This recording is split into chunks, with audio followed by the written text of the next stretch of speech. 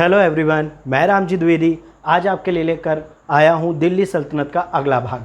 आप जैसे देखेंगे इससे पहले के वीडियो में मैंने तुगलक राजवंश के बारे में बताया था और उसके प्रारंभिक शासक गयासुद्दीन तुगलक के बारे में जानकारी दी थी। अब जो अगला शासक है वो हमारा MBT अर्थात मोहम्मद बिन तुगलक है, जिसका शासनकाल 1325 ईस्वी से लेकर 1351 ईस्वी तक रहता है। इसने लगभग 26 वर्षों के शासनकाल के दौरान ऐसे कई महत्वपूर्ण कार्य किए जिसकी वजह से दिल्ली सल्तनत के महत्वपूर्ण शासकों में इसका नाम लिया जाता है। महत्वपूर्ण होने के साथ साथ ये दिल्ली सल्तनत का सबसे विवादास्पद शासक या यूँ कहें कि भारतीय इतिहास में सर्वाधिक विवादास्पद शासक के रूप में भी वर्णित है। ये विवाद क्यों है? आप इस विवाद की जड़ पे जाएंगे तो अक्सर विवाद जानकारी के अभाव में होता है। जानकारी का अभाव कैसे? मोहम्मद बिन तुगलक के समय आप देखेंगे कि इसे तीन इतिहासकारों का सानिध्य प्राप्त है जो इसके समकालीन हैं, जैसे इसामी जो फुतूह सलातीन लिखते हैं जो दक्षिण भारत में हैं, वहीं इब्न बतूता जो एक अफ्रीकी यात्री हैं 1333 में भारत आते हैं और अपना सफ़रनामा लिखते हैं जिसका नाम रहला है, और वहीं जियाउद्दीन बर्नी जिन्होंने तारीख़ फ़िरोज़शाही और फिर फुतूहात फ़िरोज़शाही नाम की रचनाएँ लिखी। इन तीनों के होने के बावजूद आप देखेंगे कि मोहम्मद बिन तुगलक के द्वारा किए गए कार्य और कई महत्वपूर्ण अभियानों की तिथियों में इनके वर्णन में कई विरोधाभास मौजूद हैं, जिसकी वजह से आज भी इतिहासकार मोहम्मद बिन तुगलक का सही से मूल्यांकन कर पाने में असमर्थ हैं। इस मत भिन्नता का कारण हम समकालीन स्रोतों के विरोधाभास वर्णन को भी दे सकते हैं। आगे बात करते हैं मोहम्मद बिन तुगलक की। मोहम्मद बिन तुगलक मध्यकालीन भारत का सबसे सुशिक्षित और पढ़ा लिखा शासक था। आप देखेंगे कि इसने अरबी, फारसी, गणित, विज्ञान, तर्कशास्त्र, यहाँ तक कि चिकित्सा जैसे बहुत सी विधाओं में महारत हासिल की हुई थी, और अपने इनोवेटिव आइडियाज़ अर्थात अपने नवीन प्रयोगों के कारण इसने कई ऐसे कार्य किए जो आज के समय में भी कई महत्वपूर्ण हैं, और उस समय के लिए अगर कहें अग्रगामी सोच तो ये कतई भी अतिशयोक्ति नहीं होगी। मोहम्मद बिन तुगलक के संदर्भ में अगर हम उसकी गणना करें तो उसके सुधारों को आप देखेंगे तो जियाउद्दीन बर्नी ने उसकी 5 पानी पी रहे हैं, थोड़ा सा खांसी आ गई है।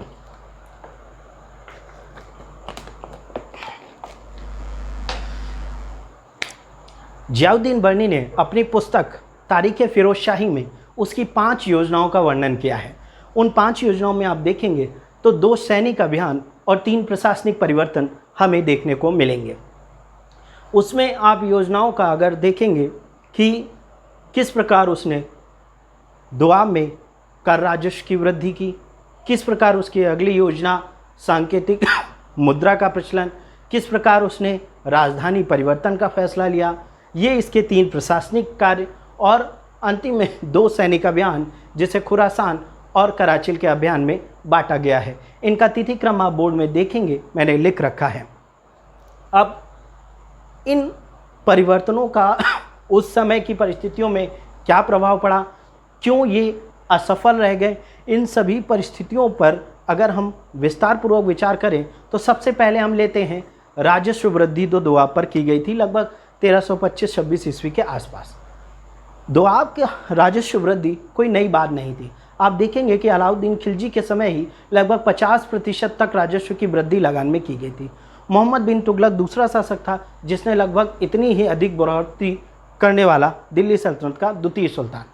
अब दोआब में कर वृद्धि इसलिए भी की गई क्योंकि ये सबसे ज़्यादा उपजाऊ क्षेत्र था, लेकिन इस वृद्धि का समय अनुकूल नहीं था।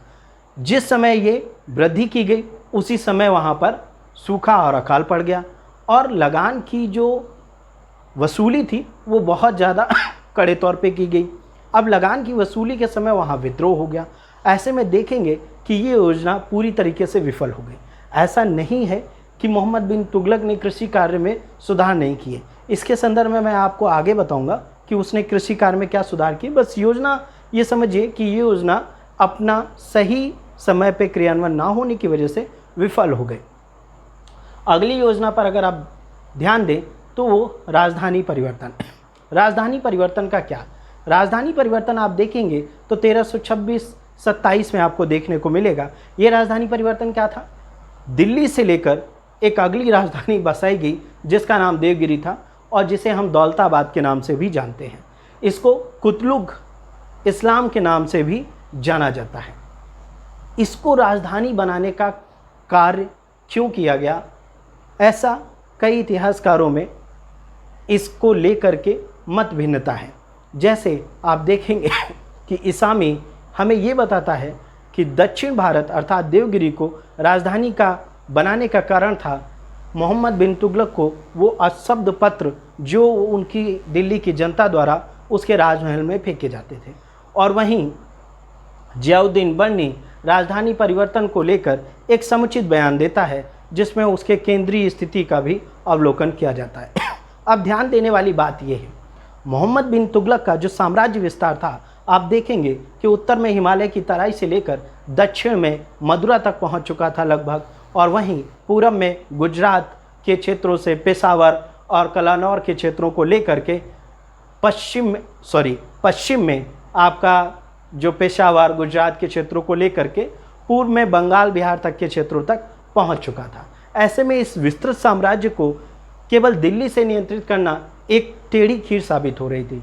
ऐसे में मोहम्मद बिन तुगलक ने शायद ये सोचा होगा कि देवगिरी की जो स्थिति है वो केंद्रीय बिंदु पर आएगी, और उस स्थिति का अवलोकन करते हुए उसने दौलताबाद को राजधानी बनाया होगा। और ऐसा नहीं है कि राजधानी बनाते समय उसने सभी को वहाँ पर स्थानांतरित होने की आज्ञा दी। आप देखेंगे कि उसने मैक्सिमम कुछ अधिकारी, कुछ विद्वानों को वहाँ बसाने का प्रयास किया। इसके दो कारण हो सकते हैं। एक, मोहम्मद बिन तुगलक बहुत समय तक दक्षिण भारत में रहा, उसने दक्षिण भारत के अभियान किए, उसे विजिट किया, तो उस क्षेत्र का लगाव भी होगा। दूसरा, दक्षिण भारत को एक जो मुस्लिम संस्कृति केंद्र बिंदु के रूप में स्थापित करने का भी उसका प्रयास रहा होगा। इसके साथ साथ प्रशासनिक दृष्टि से वो केंद्रीय स्थिति में रहती थी, अर्थात वहाँ से सभी जगह नियंत्रण स्थापित करना भी काफ़ी ज़्यादा आसान होगा, इसलिए उसने इसका परिवर्तन किया होगा। किंतु यहाँ पर आप देखेंगे कि ये राजधानी परिवर्तन भी उसका असफल होता है और इसमें वह ज़्यादा कोई तरक्की देखने को नहीं मिलती है। आप जब राजधानी परिवर्तन देखेंगे और इसका जो विरोध करते हैं वो यहाँ तक पहुँच जाते हैं। अकॉर्डिंग टू इब्न बतूता के अनुसार वो कहता है कि दिल्ली से जो अंधा व्यक्ति भी बचा था उसे भी घसीटते हुए ले गए थे दौलताबाद, जबकि इस तथ्य में कोई भी सच्चाई नहीं है। कारण है, आप देखेंगे कि इस राजधानी परिवर्तन के समय तख्तेगाह दिल्ली और तख्तेगाह दौलताबाद इन शब्दों का जिक्र आता है। ये शब्द वो हैं जो राजकीय टकसाल में उस समय मुद्रा छापी जा रही थी और जिसमें दोनों ही चीज़ों का विवरण दिया गया है। ऐसे में आप ये मान सकते हैं कि दोनों ही जगह समान रूप से उस समय आबाद थी, किंतु कई कारणोंवश ये राजधानी परिवर्तन सफल नहीं हो सका और इसका सारा का सारा ठीकरा मोहम्मद बिन तुगलक पर फोड़ दिया गया। इसकी अगली योजना पर बात करते हैं तो वो इसकी सांकेतिक मुद्रा का प्रचलन है। सांकेतिक मुद्रा का प्रचलन आप देखेंगे 1328 से 30 ईस्वी के बीच मिलता है। ये सांकेतिक मुद्रा प्रचलन है क्या, पहले आप ये समझिए। सांकेतिक मुद्रा का प्रचलन, जैसे कोई मुद्रा चल रही हो उसे हम मानकर एक अन्य मुद्रा चलाते हैं जिसका मूल्य उसी के बराबर रखते हैं, किंतु वास्तविक वो मूल्य नहीं रखती। तात्पर्य ये है कि मान लीजिए कि मैं चांदी का कोई सिक्का चलाता हूँ और मेरे पास चांदी का अभाव है, लेकिन मैंने ये नियम बनाया कि मैं जो तांबे का सिक्का चला रहा हूँ उसका मूल्य चांदी के बराबर है। इस प्रकार का ये सांकेतिक मुद्रा कहलाता है। सांकेतिक मुद्रा का चलन कोई नया नहीं था। इससे पहले चीन में कुबलाई खां जो 1260 से लेकर 1290 ईस्वी के बीच इस प्रकार का सफल प्रयोजन कर चुके थे। वहीं ईरान या फारस के शासक खैतूगू ने इसका प्रचलन तो किया था, किंतु वो इसमें सफल नहीं हो सके। मोहम्मद बिन तुगलक भी इन्हीं से इंस्पायर अर्थात प्रभावित होकर इस जो इनोवेशन आइडियाज़ या नवीन प्रयोग को अपनाने की कोशिश किया। इसके दो कारण थे। पहला कारण आप देखेंगे कि उस समय लगभग संपूर्ण विश्व में चांदी जैसे कीमती धातु का अभाव हो चुका था। ऐसे में लोगों ने चांदी को एकत्र करना शुरू कर दिया। मोहम्मद बिन तुगलक ने भी चांदी के स्थान पर तांबे और कांसे का मिश्रित टंका चलाने का प्रयत्न किया, जो सांकेतिक मुद्रा का रूप लिया। लेकिन यहाँ पर चूक बस इतनी थी कि इसमें बहुत ज़्यादा जो सुरक्षात्मक मानक हैं उनको शायद नहीं अपनाया गया, जिसकी वजह से बाज़ार में बहुत ज़्यादा जाली मुद्रा आ गई। और बर्नी तो यहाँ तक लिखता है कि हर हिंदू का घर जाली टकसाल बन चुका था। यहाँ पर आप देखेंगे कि बर्नी एक खास चश्मे से देख रहा है, जिसे बस हर टकसाली घर किसी तथाकथित वर्ग से ही संबंधित आता है। जाली मुद्रा ना तो किसी आम जनता की थी, ना कोई इसमें व्यक्ति विशेष जुड़ा हुआ था। बेसिकली ये वो अवसरवादी व्यक्ति थे जो हर समय हर परिस्थिति में मौजूद रहते हैं। आप यहाँ देखेंगे कि एक तो कारण ये बताया गया सांकेतिक मुद्रा प्रचलन का, दूसरा ये बताया गया कि मोहम्मद बिन तुगलक को एक बहुत बड़ी सेना रखनी थी और उस सेना को रखने के लिए भी इस प्रकार के राजस्व की वृद्धि करना था। बर्नी के अकॉर्डिंग वो सेना लगभग 3,70,000 के आसपास थी, जो खुरासान अभियान के दौरान भर्ती की गई थी। इस पर हम बाद में बात करेंगे। तो ये दो कारण बेसिकली सांकेतिक मुद्रा को प्रचलन करने के लिए हमें देखने को मिलता है। सांकेतिक मुद्रा अगर वर्तमान में देखें तो हमारी मुद्रा भी सांकेतिक मुद्रा का ही कार्य करती है। आप देखेंगे कि RBI reserve bank of India जो मुद्रा जारी करती है वो भी सिंबॉलिक है। वो एक कागज़ की मुद्रा निकालती है जिसमें ये तय किया जाता है कि इस मुद्रा का मूल्य 100 रुपये होगा, इस मुद्रा का मूल्य 500 रुपये होगा और इस मुद्रा का मूल्य 2000 होगा, किंतु वास्तविक रूप में वो मुद्रा उस मूल्य की नहीं होती है। मोहम्मद बिन तुगलक भी अपने समय से अग्रगामी था। उसने इस प्रकार के इनोवेटिव आइडियाज़ या नवीन प्रयोग अपनाने का प्रयास किया, किंतु उस समय की जनता और उस समय के लोग शायद इस प्रकार के प्रयोग को अपनाने में सक्षम नहीं थे। इस कारण ये योजना असफल हो गई। अब जो सैनिक अभियान हुए उसमें हम देखेंगे कि खुरासान का अभियान जो था वो एक मैत्री संघ बना करके किया गया था। इसमें ट्रांसअक्सियाना के शासक तमसरीन, मिस्र के शासक और आपके एमबीटी सम्मिलित थे और ये मध्य एशिया की जो राज्य शून्यता स्थिति थी उसको अपने हक में करना चाह रहे थे। इस उद्देश्य से मोहम्मद बिन तुगलक ने 3,70,000 की एक बड़ी सेना तैयार की। उसे 1 साल का अग्रिम वेतन भी दे दिया गया, किंतु जब ये अभियान अपने पराकाष्ठा पर पहुंचता उससे ही पहले ट्रांसअक्सियाना की राजनीति में परिवर्तन हो चुका था। तमसरीन राज सत्ता से हट चुके थे। इस प्रकार ये योजना कभी परिणित रूप से हो ही नहीं पाई। अब समझने वाली बात यह है कि पहली बार किसी शासक ने मध्य एशिया की राजनीति में इतनी खास दिलचस्पी ली, किंतु समय उसके अनुकूल नहीं था। जैसा कि इसकी प्रारंभिक 3 योजनाएं आप देख सकते हैं, उसमें भी अनुकूल नहीं था। एक शासक की बदकिस्मती जो है उसका पीछा नहीं छोड़ रही थी। ऐसे में इस अभियान का भी इसको दोषारोपण करना कोई समझदारी वाली बात नहीं होगी। अब अगले सैनिक अभियान जो आप कराचिल का अभियान देखेंगे वो बेसिकली हिमाचल प्रदेश के आज वर्तमान में कांगड़ा और या कुमायूं जिले के आसपास का क्षेत्र था। ये अभियान भी धन और जन के अपेक्षा से बहुत ज़्यादा हानिकारक रहा। ये सर्दियों के तूफान में इनकी सेना फंस गई, बहुत ज़्यादा क्षति हुई और जो वहाँ से निकले वो प्लेग से मर गए। ऐसी कई विरोधाभासी चीज़ें इसकी विभिन्न योजनाओं में देखने को मिलती हैं, जिसके कारण मोहम्मद बिन तुगलक की ये 5 महत्वाकांक्षी योजनाएं विफल हुईं और इन्हीं योजनाओं के कारण उसको कई बार क्रिटिसाइज या इसका जो आलोचना की जाती है। अब ध्यान देने वाली बात यह है कि मोहम्मद बिन तुगलक कोई पागल शासक नहीं था। वो अपने समय से थोड़ा ज़्यादा सुशिक्षित और दूरदृष्टि रखने वाला शासक था। चाहे सांकेतिक मुद्रा हो, चाहे वो राजधानी परिवर्तन हो, चाहे वो कर वृद्धि हो या फिर हम उसके सैनिक अभियान, कोई भी शासक साम्राज्य विस्तार करना सोचता है। कोई भी शासक ये सोचता है कि उसके राजस्व में वृद्धि हो, तो कर वृद्धि गलत नहीं। कोई भी शासक ये भी सोचेगा कि राजधानी ऐसी जगह हो जहाँ से संतुलन बनाया जा सके।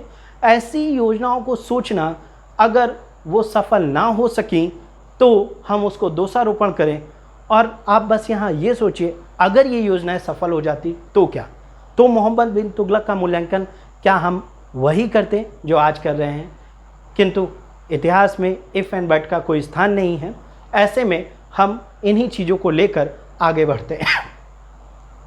मोहम्मद बिन तुगलक का शासनकाल आप देखेंगे तो दो भागों में बांट सकते हैं।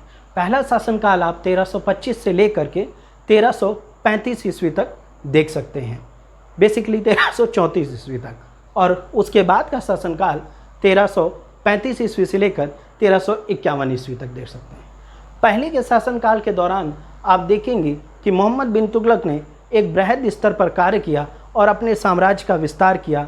उसने दिल्ली सल्तनत को और ख़ासकर उत्तर और दक्षिण भारत का समन्वय स्थापित कराया, इन दोनों का मेलजोल बढ़ाया, एक विस्तृत साम्राज्य की संरचना का निर्माण किया। दिल्ली सल्तनत का साम्राज्य अब इतना बड़ा हो चुका था जैसा कि प्राचीन समय में सम्राट अशोक का था। किंतु बाद के समय में इस स्थिति को यथावत बरकरार नहीं कर सका और अपने साम्राज्य में समय समय पर होते रहे विभिन्न विद्रोहों के कारण इस साम्राज्य का जो अपने चरम पर पहुंच चुका था, वहीं से इसका पतन भी प्रारंभ हो जाता है। इसके संदर्भ में ये कहा जाता है कि मोहम्मद बिन तुगलक के शासनकाल के दौरान लगभग 34 विद्रोह हुए। इन 34 विद्रोहों में लगभग 27 विद्रोह दक्षिण भारत में ही हुए। इनके प्रमुख विद्रोहों में आप देखेंगे तो बहराम का विद्रोह, बंगाल के शासक गयासुद्दीन का विद्रोह और दक्षिण भारत के शासकों का विद्रोह, सदाए अमीर सरदारों का विद्रोह, इन सब विद्रोहों ने एक तरीके से दक्षिण भारत को दिल्ली सल्तनत से एकदम पृथक कर दिया था और एक 3 नवीन राज्य सामने आ रहे थे। हिंदू संस्कृति को नेतृत्व करते हुए विजयनगर साम्राज्य 1336 ईस्वी में देखने को मिलता है, जो हरिहर और बुक्का नाम के 2 भाई स्थापित करते हैं। वहीं 1347 ईस्वी में बहमनी साम्राज्य हमें देखने को मिलता है, जो बेसिकली काकतीय डायनेस्टी के वारंगल क्षेत्र में भी इस्टेब्लिश होता है। कृष्णा और तुंगभद्रा के ये 2 नदियों के किनारे 2 अलग अलग संस्कृति, 2 अलग अलग साम्राज्य को रिप्रेजेंट कर रहे थे। इसके साथ ही माबल क्षेत्र, जिसे आप मदुरा के नाम से जानते हैं, वो भी एक नए सांचे में तब्दील हो रहा था। मोहम्मद बिन तुगलक इन विद्रोहों को दबा न सका और इससे कारण दक्षिण भारत का जो साम्राज्य था वो दिल्ली सल्तनत से लगभग अलग हो चुका था। वहीं बंगाल भी स्वतंत्र स्थिति में आ चुका था और अब वो दिल्ली सल्तनत के हाथ से निकल चुका था। इसके साथ जब आप देखेंगे कि मोहम्मद बिन तुगलक ने कई अन्य अभियान किए, जैसे कि नगरकोट का अभियान, जो लगभग 1334 के बाद देखने को मिलता है।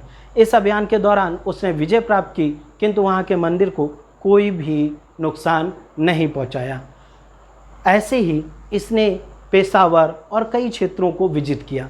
इसका साम्राज्य विस्तार तो काफ़ी ज़्यादा हो चुका था।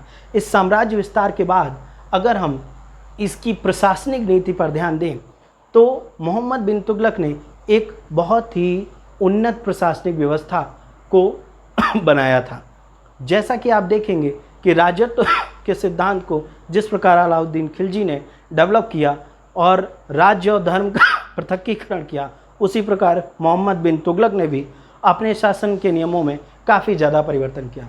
इसने राज्य और धर्म को बिल्कुल अलग किया। उलेमा वर्ग को राजनीति में हस्तक्षेप करने का कोई अवसर प्रदान नहीं किया। अपने शासन संचालन के दौरान इसने निम्न कुली, इसके साथ अन्य मंगोल और हिंदू लोगों को भी उनकी योग्यता के अनुसार अपने शासन में सहभागी बनाया। जैसा कि आप देखेंगे कि धारा नाम का एक सेनापति दक्षिण भारत में मोहम्मद बिन तुगलक के समय ही था। धारा के अतिरिक्त रतन सिंह एक अन्य हिंदू पदाधिकारी था। इसी प्रकार साई राज जैसे कई लोग जो अपनी योग्यता के बल पर, ना कि जाति श्रेष्ठता या किसी अन्य नीति के तहत राज्य सत्ता के इस पद पर आसीन हुए थे, बल्कि वो अपनी कर्मठता, अपनी योग्यता के आधार पर इस स्थान को प्राप्त किया था। किंतु आप देखेंगे कि 1340 ईस्वी में मोहम्मद बिन तुगलक ने सांकेतिक रूप से मिस्र के खलीफा से अपनी जो अधिकारता वैधता थी उसे प्राप्त करने की कोशिश की और खलीफा के एक वंशज लगभग दिल्ली में आए, उनका भव्य स्वागत किया गया और इसी उपलक्ष्य में इन्होंने अमीर उल मोमिनीन और जिले इल्लाह की उपाधि धारण की। खास ही इन्होंने कई सिक्के भी जारी किए जिसमें खलीफा के नायब जैसी उपाधियों को भी ग्रहण किया। बेसिकली इस समय खलीफा की बहुत ज़्यादा हैसियत रह नहीं गई थी, किंतु उलेमा वर्ग के बढ़ते दबाव के कारण और अपनी सत्ता को और वैधता देने के कारण, प्रजा में अपनी जो स्थिति है सामान्य करने के कारण इस प्रकार की नीति का अनुसरण मोहम्मद बिन तुगलक ने किया। प्रशासनिक सुधार के बाद आप इसके आर्थिक सुधार पर ध्यान देंगे तो इसने आर्थिक सुधारों का भी एक श्रृंखला स्थापित की। दिल्ली सल्तनत का ये पहला शासक था जिसने राज्य की आय व्यय का ब्यौरा तैयार कराया, अर्थात रजिस्टर तैयार कराया। इसके साथ ही इसने दीवाने अमीर को ही की स्थापना की, अर्थात दीवाने को ही। ये कृषि विभाग से संबंधित क्षेत्र था जिसके तहत जो कृषि योग्य भूमि नहीं थी उसे कृषि योग्य भूमि को बनाना था और इसका जो प्रमुख था उसे अमीर को ही कहा जाता था। इसके तहत राज्य ने लगभग 70 लाख टंके खर्च किए। किसानों को तकावी, जिसे हम सोनधर या ऋण कहते हैं, प्रोवाइड किया गया ताकि किसान इसका प्रयोग कर कृषि क्षेत्र में वृद्धि करें। जैसा कि वर्तमान समय में आप देखेंगे कि विभिन्न सरकारों द्वारा एग्रीकल्चर लोन प्रोवाइड किया जाता है, उस समय ऐसी व्यवस्था इन्होंने उपलब्ध कराई थी। यहाँ पर ध्यान देने वाली बात है कि इस योजना को एक लंबा वक्त चाहिए होता है और शासन का सहयोग चाहिए होता है, किंतु ना तो मोहम्मद बिन तुगलक इसे इस लंबा समय दे पाया और ना ही शासन के पदाधिकारियों ने इसे अपनी जो कुशल क्रियान्वयन क्षमता से था उसे लागू नहीं कर पाए।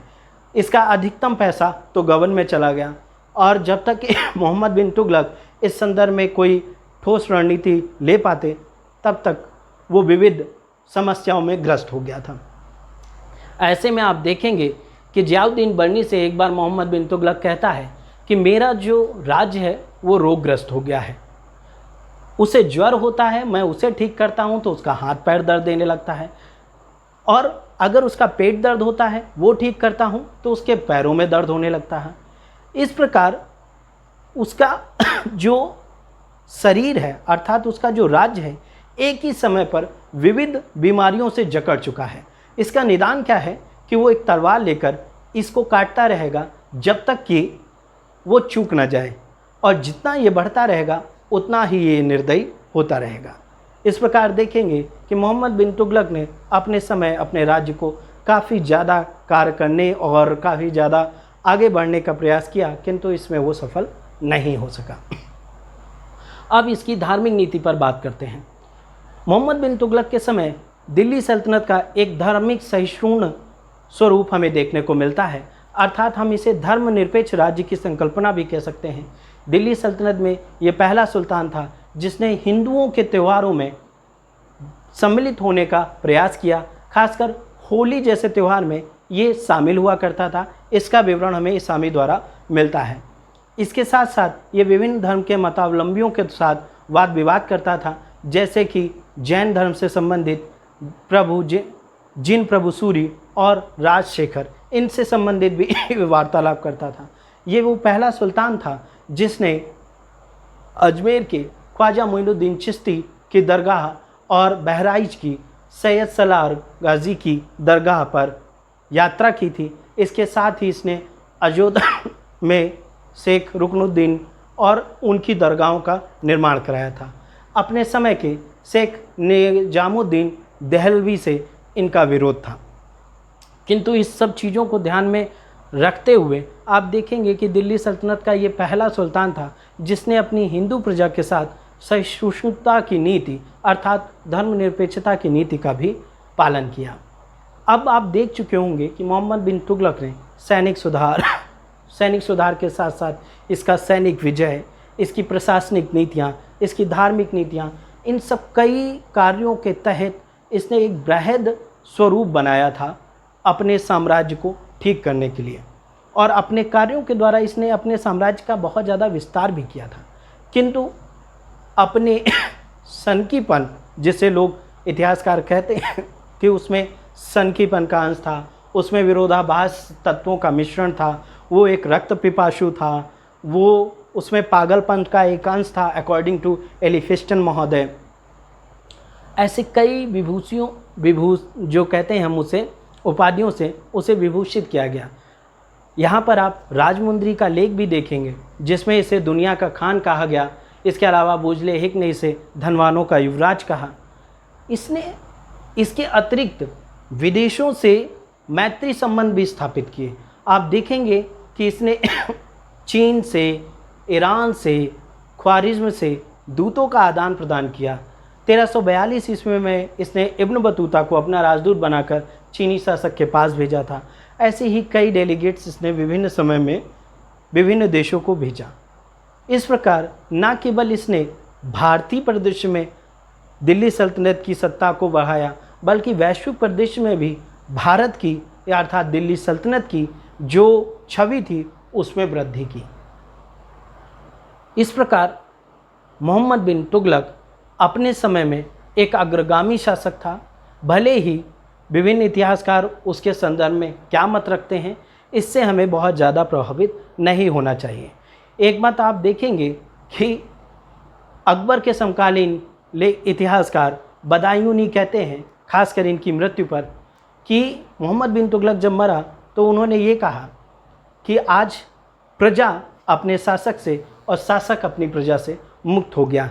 ये उद्बोधन ये कहने के लिए पर्याप्त है कि ये दोनों ही एक दूसरे से त्रस्त थे और दोनों ही एक दूसरे को बर्दाश्त नहीं कर सकते थे।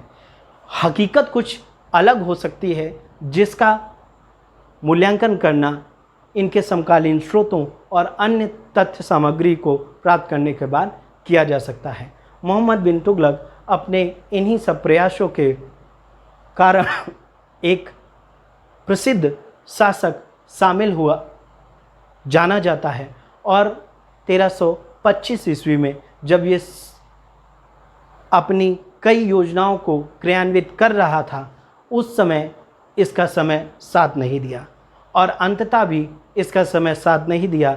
जब 1351 ईस्वी में यह सिंध थट्टा का विद्रोह दबाने जा रहा था तो इसकी मृत्यु हो गई। एक अन्य तथ्य महत्वपूर्ण है जो मैं बता नहीं पाया, अभी बताता हूँ कि मोहम्मद तुगलक के समय लगभग 1334 से 40 ईस्वी के आसपास आप देखेंगे कि दिल्ली के पास प्लेग, जिसे ब्लैक डेथ नाम की बीमारी कहते हैं, उसका भी प्रसार हुआ था। इस प्रकार एक महामारी का प्रसार भी इसके शासनकाल में आया और इस वजह से इसे दिल्ली छोड़ना पड़ा। दिल्ली से 80 किलोमीटर दूर गंगा नदी के किनारे कन्नौज के पास स्वर्णद्वारी नाम के स्थान पर ये लगभग 2 वर्षों तक रहा और वहाँ से शासन सत्ता संचालन किया। इसने इस स्थिति को देखते हुए ये दिल्ली सल्तनत का पहला सुल्तान था जिसने अकाल संहिता का निर्माण कराया और ऐसे ही ना जाने कितने कार्यों को मोहम्मद बिन तुगलक ने अपने शासनकाल के दौरान कराया। इस छोटे से वीडियो में उन सभी कार्यों का उल्लेख कर पाना संभव नहीं है, लेकिन आई होप जितनी भी जानकारी आपको दी गई वो पर्याप्त होगी। अगली कड़ी में हम फिरोज शाह तुगलक के बारे में पढ़ेंगे। धन्यवाद।